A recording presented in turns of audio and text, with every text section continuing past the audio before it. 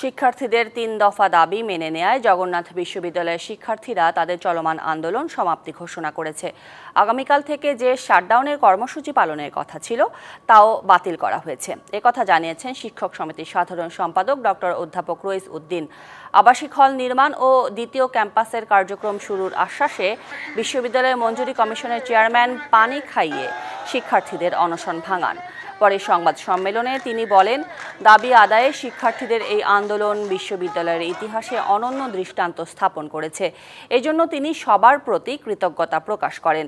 আন্দোলনে যারা নেতৃত্ব দিয়েছে তাদের জাতীয় বীর আখ্যা দিয়ে এই শিক্ষক নেতা বলেন, ফ্যাসিবাদ মুক্ত বাংলাদেশে শিক্ষক ও শিক্ষার্থীদের এই অবদান অনন্য দৃষ্টান্ত হয়ে থাকবে। শিক্ষক ও শিক্ষার্থীদের উপর হামলার তদন্ত প্রতিবেদন আগামী 7 দিনের মধ্যে দেওয়ার দাবিও জানায় শিক্ষক সমিতি।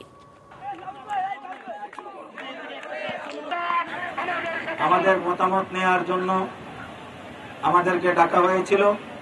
আমরা সেখানে 3 জন গিয়েছিলাম। সেখানে বিস্তৃত আলোচনা হয়েছে। বাস্তবিক অর্থে আমাদের দাবির বাস্তবিক প্রতিফলন সেটা আমরা ঘটাতে সক্ষম হয়েছি, আলহামদুলিল্লাহ।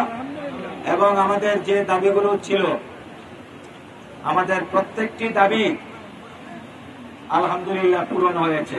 নগদ পেমেন্টে 500 টাকা পর্যন্ত ক্যাশব্যাক আর লেনদেনে প্রতিদিন ডিপ ফ্রিজ এবং ঘন্টায় ঘন্টায় এসি টিভি সহ দারুণ সব গিফট।